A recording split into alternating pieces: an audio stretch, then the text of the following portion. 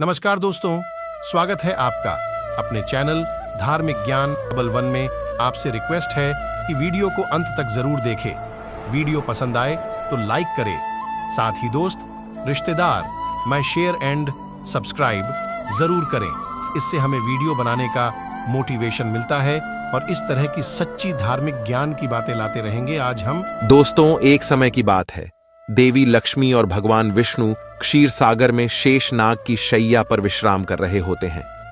तभी देवी लक्ष्मी भगवान विष्णु से पूछने लगती है, हे प्रभु, स्त्री के शरीर का वह ऐसा कौन सा अंग है जिससे उसका सौभाग्य जुड़ा हुआ होता है? कृपया आप मुझे स्त्रियों के शरीर के अंगों के शुभ लक्षणों के विषय में विस्तार से बताइए। भगवान श्री हरि विष्णु मुस्कुराते हुए कहते हैं, हे देवी, आज तुमने बहुत ही महत्वपूर्ण प्रश्न किया है। इस संसार में एक स्त्री का महत्व सबसे बढ़कर होता है। अलग अलग अवस्थाओं में स्त्री अपना कर्तव्य निभाती है। कन्या के रूप में वह पिता के घर में सौभाग्य लेकर आती है, एक पत्नी के रूप में अपने ससुराल में सौभाग्य लेकर जाती है और एक माता के रूप में अपनी संतान को सौभाग्य प्रदान करती है। किंतु वह पत्नी के रूप में ही अपना सर्वश्रेष्ठ कर्तव्य निभाती है। एक स्त्री के शरीर के अंगों से ही उसके आचरण और सौभाग्य का पता चलता है।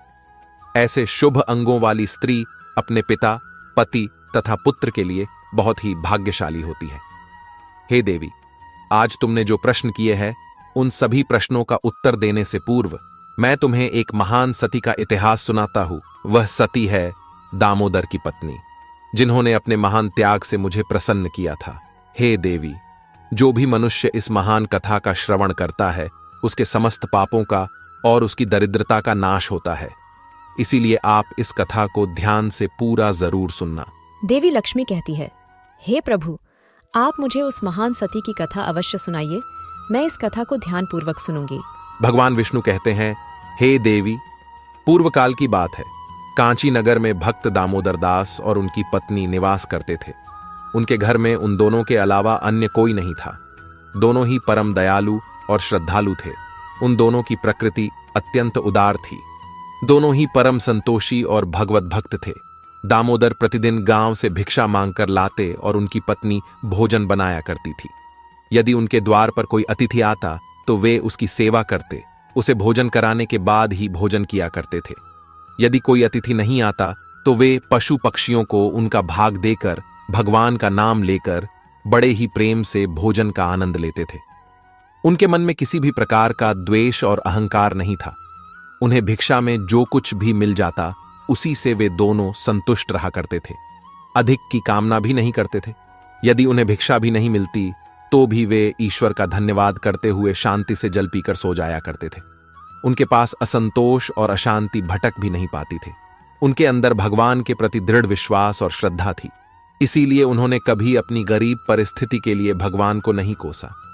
फिर एक दिन दामोदर दास भिक्षा मांगने के लिए घर से निकलते हैं।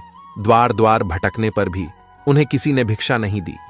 उस दिन उन्हें अन्न का एक दाना भी नहीं मिला, जिससे निराश होकर दामोदर दास अपने घर पर आ गए और अपनी पत्नी से कहने लगे, हे प्रिय, आज तो भिक्षा में अन्न का एक दाना भी नहीं मिला है। लगता है आज के दिन भूखा ही सोना पड़ेगा। शायद प्रभु की भी यही इच्छा है।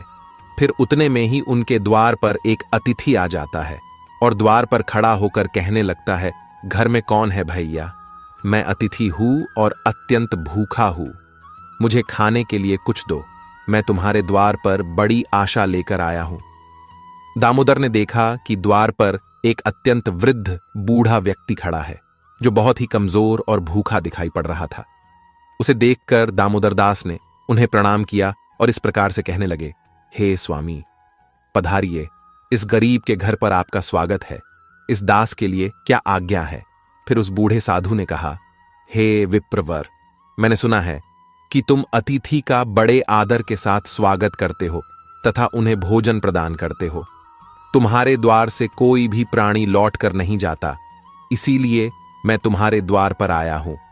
तुम भगवान विष्णु के बड़े भक्त हो, इसीलिए मुझे विश्वास है कि तुम मुझे खाने के लिए कुछ न कुछ अवश्य दोगे। इसीलिए मैं मुट्ठी भर अन्न पाने के लिए तुम्हारे द्वार पर आया हूं। कृपा करके मेरी भूख मिटाओ। मैं भूख से अत्यंत व्याकुल हो रहा हूं। कई दिनों से मैंने भोजन नहीं किया है। मेरे अंदर अब चलने फिरने की भी शक्ति नहीं है। यदि मुझे अन्न नहीं मिला तो मैं तुम्हारे द्वार पर ही प्राण त्याग दूंगा।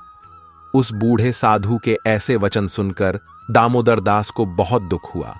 फिर दामोदर दास ने उस बूढ़े साधु को सहारा देते हुए घर के अंदर बुलाया। दामोदर ने अपनी पत्नी से कहा, हे प्रिय, घर पर अतिथि आए हैं, उनके लिए भोजन का प्रबंध करना होगा। यह सुनते ही दामोदर की पत्नी ने कहा, हे स्वामी, घर में मिट्टी की फूटी हुई खाली हांडी के अलावा कुछ नहीं है। घर में अन्न का एक दाना भी नहीं है। हमें तो भूखा रहते हुए 2 दिन बीत गए हैं। अब इस अतिथि को हम क्या खिलाएं? आज भी आप भिक्षा में कुछ भी नहीं लाए हैं। दामोदर कहने लगे, हे प्रिय, यह बूढ़े साधु अत्यंत भूखे हैं, चलने में असमर्थ है। ये बड़े सौभाग्य से हमारे घर पर पधारे हैं। यदि हम अपने घर पर आए अतिथि की सेवा नहीं करेंगे तो हमें महापाप लगेगा। अतिथि को हम घर से भूखा नहीं भेज सकते। दामोदर की पत्नी मन ही मन भगवान से प्रार्थना करते हुए कहने लगी, हे गोविंद, इतनी कठोर परीक्षा क्यों ले रहे हैं? फिर अगले ही क्षण उस सती के मन में एक योजना आई और वह बड़ी प्रसन्न हुई।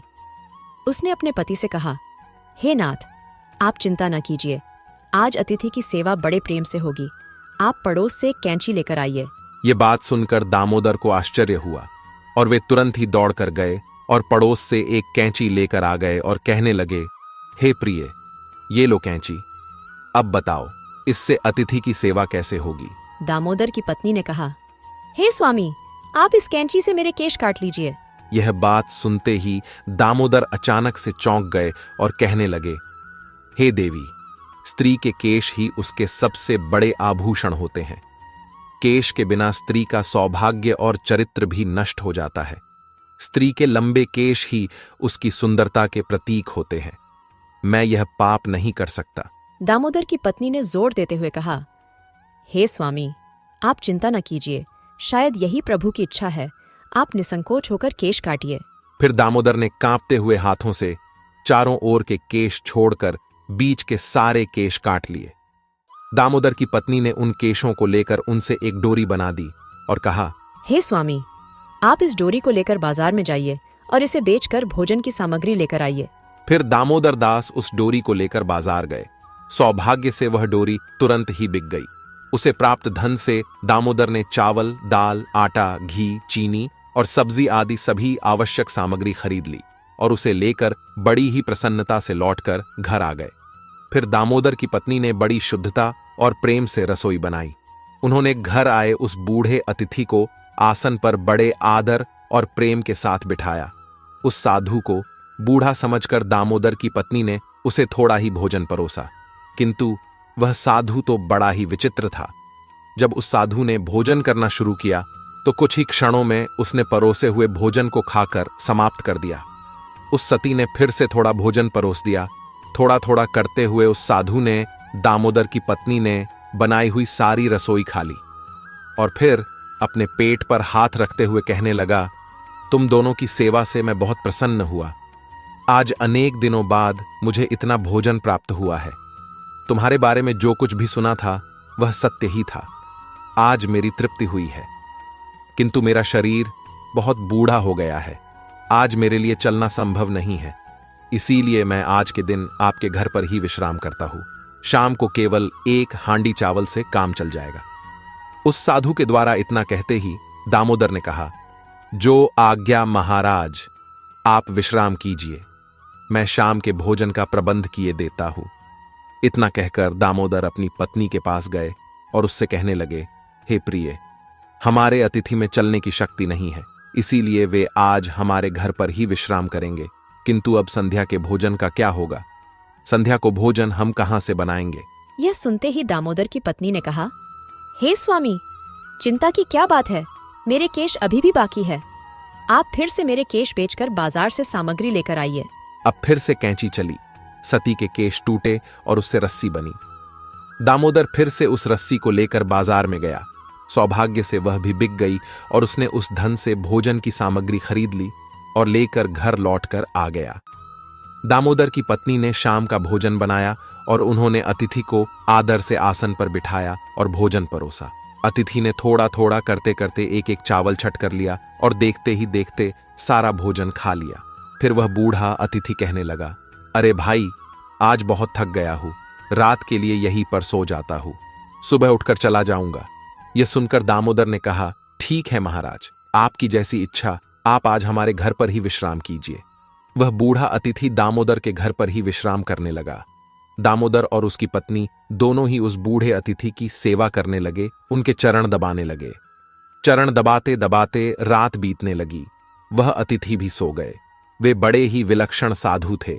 असलियत में तो वे तीनों लोकों के स्वामी थे, किंतु उन्हें उस दामोदर के घर पर पत्तों के बिस्तर पर सोकर अपार शांति और सुख की अनुभूति हो रही थी।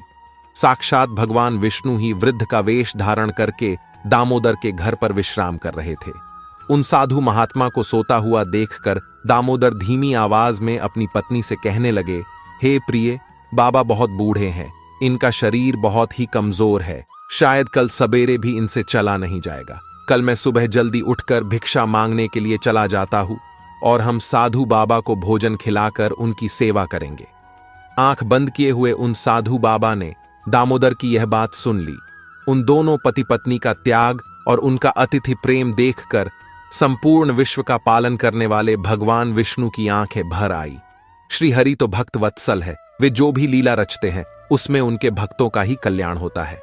पैर दबाते दबाते वे दोनों ही पति पत्नी साधु बाबा के चरणों के पास ही सो गए।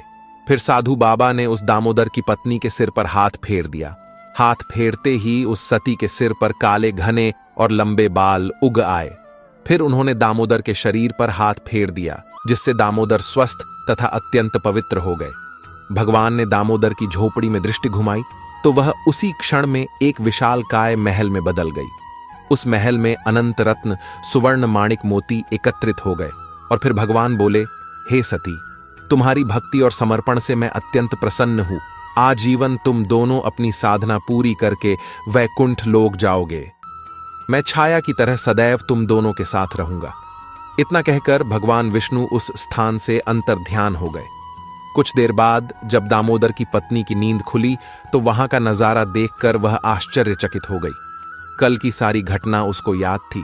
अचानक से केस कैसे उगाए, ये दुर्लभ वस्त्र, आभूषण, अनमोल रत्न, यह महल अचानक कहां से आ गया।